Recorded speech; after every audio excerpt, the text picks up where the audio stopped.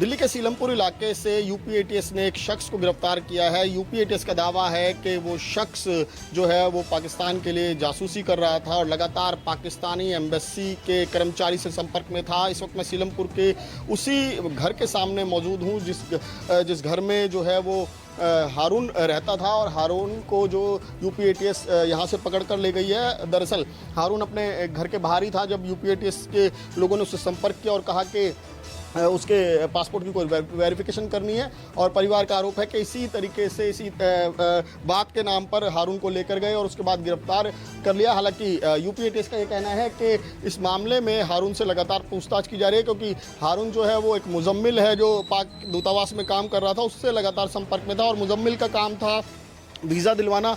और इस मामले में ये भी जानकारी आ रही है कि हारून के ऊपर भी यही आरोप है कि उसने भी कुछ लोगों को वीज़ा दिलवाया और इसके अलावा जो सबसे संगीन आरोप यूपी एटीएस की तरफ से कहा जा रहा है कि उसने जो है वो कई सूचनाएं साझा की हैं।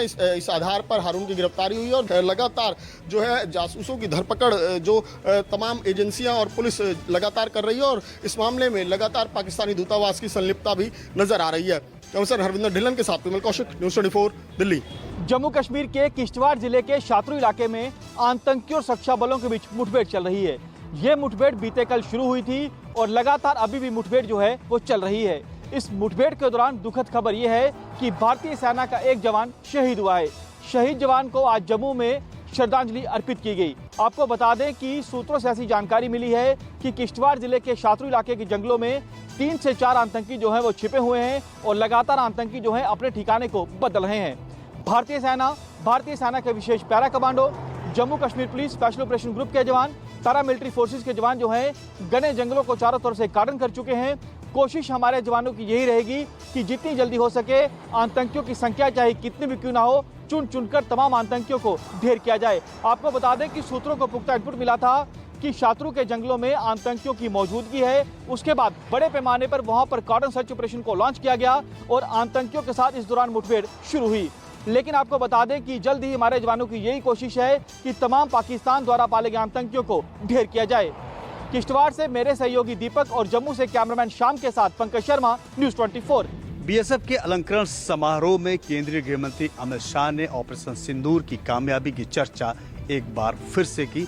साथ ही साथ जोर देकर कहा कि पाकिस्तान ने ये खुद साबित कर दिया है कि वो आतंकियों के साथ है, क्योंकि जब भारत ने आतंकी ठिकानों पर हमला करने के बाद पाकिस्तान को ये बताया कि भारत का काम खत्म हो गया, भारत ने किसी सैन्य ठिकानों पर पाकिस्तान का हमला नहीं किया, तो इसके बदले 9 तारीख को पाकिस्तान ने सैन्य हमला भारत के खिलाफ किया, जिसका जवाब उनके कई एयरबेस को उड़ाकर दिया गया। तो गृहमंत्री ने कहा कि पाकिस्तान पूरी दुनिया में बेनकाब हुआ है। उसने खुद इस बात की तस्दीक की है, इस बात के सबूत दिए हैं कि पाकिस्तान की सेना और आतंकी के गठजोड़ किस तरीके से है। एक बात और गृहमंत्री ने कही कि भारत अब रक्षात्मक स्ट्रेटजी में नहीं चलता है आतंक के खिलाफ, अब भारत जो है जवाबी कार्रवाई करता है। कैमरामैन अविनाश राणा के साथ प्रशांत देव, न्यूज़ 24 दिल्ली। उत्तर प्रदेश के मुख्यमंत्री योगी आदित्यनाथ ने पाकिस्तान पर करारा हमला करते हुए कहा है कि पाकिस्तान ने 75 वर्ष बहुत जी लिया, लेकिन अब पाकिस्तान का वक्त आ गया है। दरअसल यूपी के मुख्यमंत्री योगी आदित्यनाथ आज अयोध्या के दौरे पर थे, जहां योगी आदित्यनाथ ने कहा कि पाकिस्तान पे हमला भारत ने नहीं किया, पाकिस्तान ने हमारे निर्दोष लोगों पर हमला किया। योगी ने कहा कि धर्म पूछकर लोगों को गोली मारी गई, 3 वर्ष के बच्चे को गोली मारी गई थी। योगी ने कहा कि कानपुर के शुभम द्विवेदी को उसकी पत्नी के सामने ही आतंकवादियों ने गोली मार दी, 26 निर्दोष लोगों की निर्मम हत्या की गई, लेकिन हमारी सेना ने बदले में 124 से अधिक आतंकवादियों को मार गिराया। आज गलती उनकी है जो पाकिस्तान में बैठकर आतंकवाद को पनपा रहे हैं, उसे बढ़ावा दे रहे हैं। योगी आदित्यनाथ ने ये भी कहा कि आतंकवाद के खिलाफ जिस तरह की कार्रवाई हमारी सेना ने की है, उसके बाद हर देशवासी को सेना और उसके जवानों पर गौरव की अनुभूति होनी चाहिए। कैमरा पर्सन धर्मेंद्र साहू के साथ अशोक तिवारी, लखनऊ, न्यूज़ 24। देश की सबसे अमीर महानगर पालिका बृहन मुंबई महानगर पालिका यानी बीएमसी को जीतने के लिए महायुति ने अपनी तैयारी शुरू कर दी है। एकनाथ शिंदे की शिवसेना ने 100 सीटों पर तैयारी पूरी कर ली है और वो 100 सीटों की मांग भारतीय जनता पार्टी के सामने रखने वाली है। उधर भारतीय जनता पार्टी ने 150 प्लस का नारा देने की तैयारी शुरू कर दी है। एकनाथ शिंदे के एक खास मंत्री दादा भूसे के बंगले पर पिछले टर्म के 46 जो पार्षद हैं शिवसेना के, जो उद्धव ठाकरे को छोड़कर शिंदे के साथ आए हैं, उनकी एक बैठक हुई। इसके बाद उसने पिछले टर्म के भी पार्षद वहां पर पहुंचे, उनकी भी अलग बैठक हुई। कुल 2 बैठक हुई जिसमें पूर्व पार्षद मौजूद थे। बताया जाता है कि एकनाथ शिंदे के पास फिलहाल 76 पूर्व पार्षद है जो अगले बीएमसी चुनाव के लिए तैयार बैठे हैं। एकनाथ शिंदे को पता है कि भारतीय जनता पार्टी बीएमसी में बड़ी पार्टी हो सकती है और उनका मेयर भी बन सकता है। ऐसे में स्टैंडिंग कमेटी हो या फिर अन्य समिति हो, उस पर उनका अध्यक्ष या फिर उप महापौर पद वहां पर मिले, इसके लिए शिंदे ने अभी से तैयारी शुरू कर दी है। कैमरामैन राजेंद्र सिंह खाती के साथ विनोद जगदाले, न्यूज़ 24 मुंबई। 25 मई यानी रविवार को दिल्ली के अशोक होटल में एनडीए के मुख्यमंत्री परिषद की बैठक होगी, जिसकी अध्यक्षता प्रधानमंत्री नरेंद्र मोदी करेंगे। इस बैठक में एनडीए शासित राज्यों के सभी मुख्यमंत्री और उप मुख्यमंत्री शामिल होंगे। आपको बता दें कि एनडीए शासित सभी राज्यों के मुख्यमंत्री और उप मुख्यमंत्री बड़े एजेंडे पे उस दिन चर्चा करने वाले हैं और इस बैठक में केंद्रीय गृह मंत्री अमित शाह, रक्षा मंत्री राजनाथ सिंह, बीजेपी के राष्ट्रीय अध्यक्ष जेपी नड्डा भी मौजूद रहेंगे। सूत्रों के अनुसार बैठक में आगामी राजनीतिक और प्रशासनिक मुद्दों पर विचार विमर्श होगा, जिसमें राज्यों के विकास कार्यों, नीतिगत सुधारों और गठबंधन की एकजुटता को और कैसे मजबूत किया जाए, इस पर जोर दिया जाएगा। बिहार के मुख्यमंत्री नीतीश कुमार भी एनडीए मुख्यमंत्री परिषद की बैठक में शामिल होंगे। इस बैठक में बिहार विधानसभा चुनाव से संबंधित कई महत्वपूर्ण मुद्दों पर चर्चा हो सकती है। हालांकि प्रधानमंत्री का जो दौरा है बिहार का, वो कई विकास कार्यों का उद्घाटन और शिलान्यास करने के लिए है, साथ ही ये राजनीतिक दौरा भी है। कैमरामैन अजय के साथ कुमार गौरव, न्यूज़ 24 दिल्ली। महाराष्ट्र की राजनीति में भूचाल लाने वाले वैष्णवी हगवने मौत के मामले में राज्य के उप मुख्यमंत्री अजित पवार ने खुद के ऊपर आरोपों का खंडन करते हुए वैष्णवी के दहेज लोभी ससुर को पार्टी से निकाल दिया।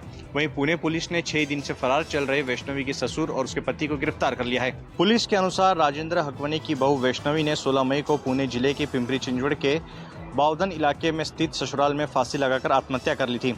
वैष्णवी के माता पिता का आरोप है कि उन्होंने शादी में 51 तोला सोना, चांदी और एक लग्जरी एसयूवी गाड़ी हगवने परिवार को गिफ्ट में दी थी।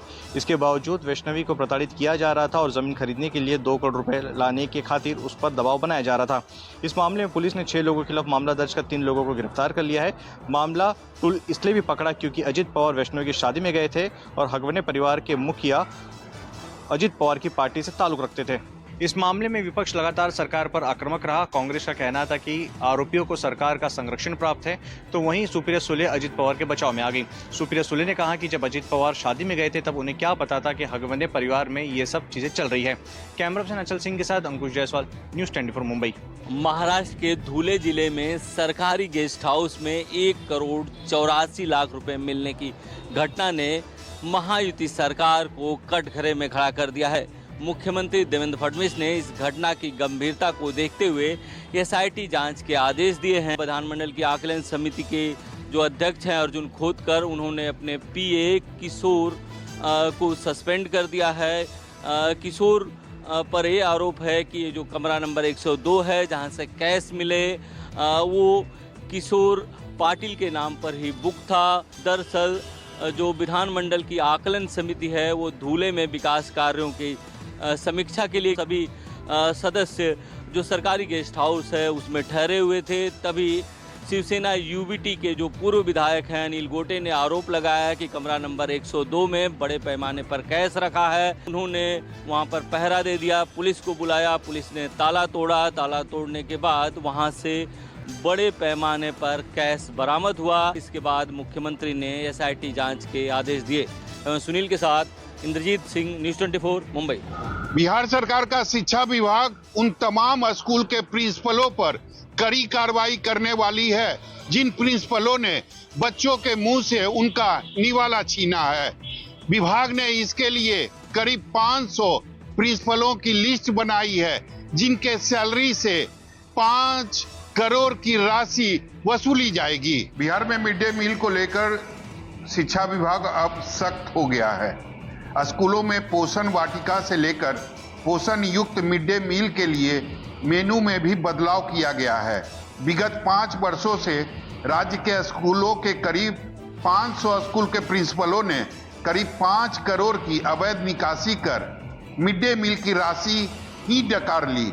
जांच के बाद अब पूरा मामला सामने आ चुका है और अब शिक्षा विभाग कार्रवाई के मूड में आ गई है। शिक्षा विभाग के इस कार्रवाई के बाद पूरे महकमे में हड़कंप मचा हुआ है। कैमरामैन ऋषि के साथ सौरभ कुमार, पटना, न्यूज़ 24। दिल्ली में डीटीसी बसें बहुत बेहतरीन साधन है ट्रांसपोर्ट का, और दिल्ली सरकार ने उसके लिए एक बड़ा प्लान बनाया और एक नया प्लान भी बनाया है। यूँ तो दिल्ली में डीटीसी की कई बसें हैं, लेकिन लगातार कॉमनवेल्थ गेम 2010 से कई बसें चली आ रही हैं जो कि पुरानी हो चुकी हैं और अक्सर खराब हो जाती हैं। ऐसी 2500 बसों को दिल्ली की सड़कों से हटाने का दिल्ली सरकार का एक मेगा प्लान है, जिसके तहत बताया जा रहा है कि 30 जगहों की पहचान की गई है जहां पर बसें अक्सर खराब हो जाती हैं। इतना ही नहीं, अब इन्हें हटाने के लिए दिल्ली परिवहन निगम ने एक प्लान भी बनाया है।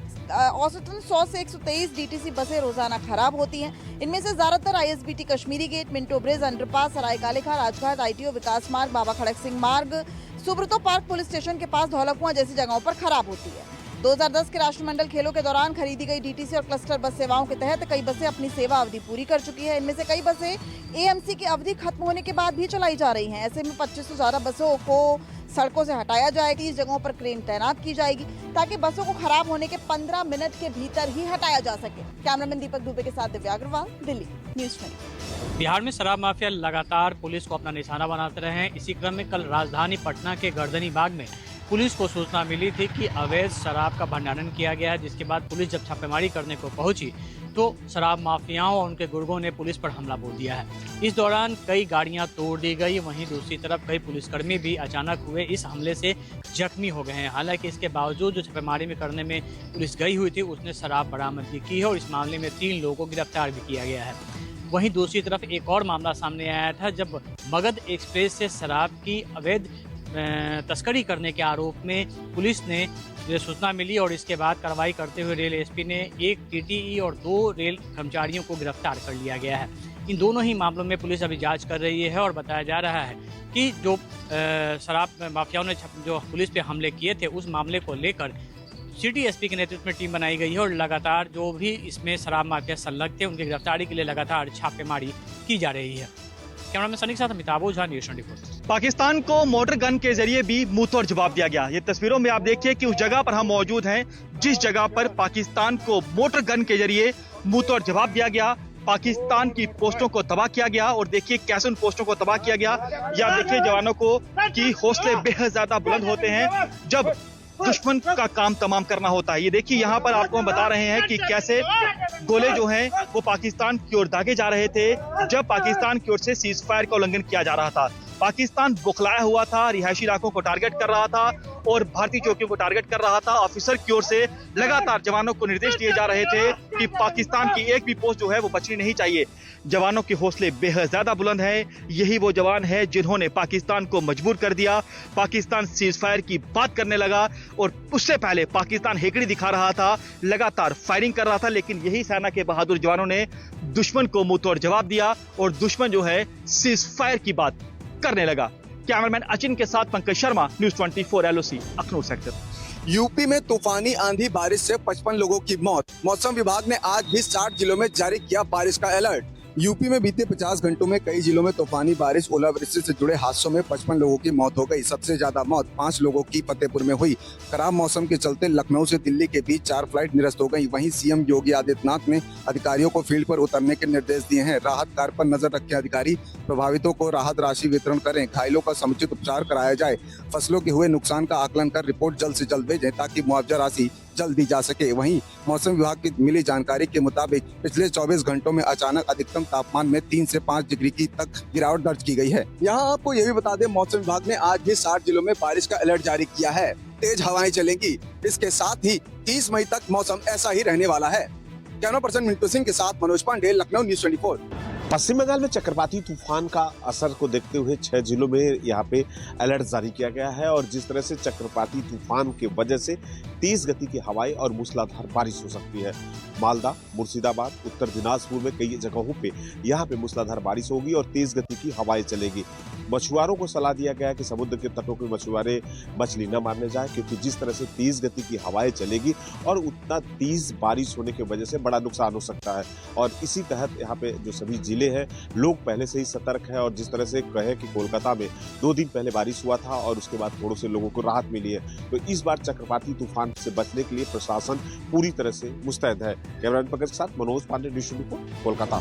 देश के अधिकतर हिस्सों की तरह कश्मीर घाटी भी गर्मी से झुलस रही है। यहाँ पिछले कई दिनों से लगातार सामान्य से तापमान ऊपर चल रहा है, जिसके चलते हीट वेव घाटी के अधिकतर हिस्सों में घोषित हुई है। और यहाँ 50 साल से भी अधिक समय के बाद कल 34 डिग्री को पार करते हुए 34.4 पर तापमान रिकॉर्ड किया गया, जो सामान्य से 9 डिग्री ऊपर था। और मौसम विभाग की माने तो आने वाले 26 तारीख तक कश्मीर घाटी में इसी प्रकार से गर्मी का प्रकोप जारी रहेगा, जिसके चलते यहाँ सरकार की तरफ से, प्रशासन की तरफ से एडवाइजरीज जारी करते हुए लोगों को कहा गया है कि वो दिन के समय खास तौर पर 12 बजे से 4 बजे के बीच में बाहर आने से ज्यादा गुरेज करें। खासतौर पर बच्चे और बूढ़ों को कहा गया है कि वो इस समय के भीतर बाहर निकलना जितना भी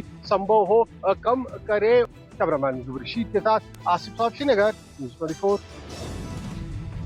पाकिस्तान का नापाक चेहरा और शर्मनाक घटना पाकिस्तान की सामने ऐसी आई है जो इंसानियत को भी बार बार शर्मसार कर देगी। बुधवार को दिल्ली से श्रीनगर के लिए इंडिगो की 6C2142 फ्लाइट ने उड़ान भरी, लेकिन तेज हवा और तेज बारिश, ओलावृष्टि के कारण फ्लाइट टर्बुलेंस में फंस गया, जहां पर फ्लाइट को भी काफ़ी क्षतिग्रस्त हुआ, जबकि उसकी मुख्य नोज जिसे कहा जाता है वो पूरी तरह से क्षतिग्रस्त हुआ। और उसके बाद जाकर पायलट ने पाकिस्तान के लाहौर के ATC से मदद मांगी कि कुछ समय के लिए वह अपना एयर स्पेस इस्तेमाल करने दें। पाकिस्तान से जब इंडिगो के क्रू और पायलट ने मदद मांगी कि उनका एयर स्पेस इस्तेमाल करने दिया जाए, क्योंकि इंडिगो में 227 यात्री सवार थे, उनकी जान पर आफत आन बनी थी, यहाँ तक कि उन सभी की मौत भी हो सकती थी। लेकिन पायलट की सूझबूझ से श्रीनगर में आकस्मिक लैंडिंग कराई गई, लेकिन पाकिस्तान ने मदद नहीं की। कैमरामैन प्रभात ठाकुर के साथ दीपक दुबे, न्यूज़ 24 अहमदाबाद।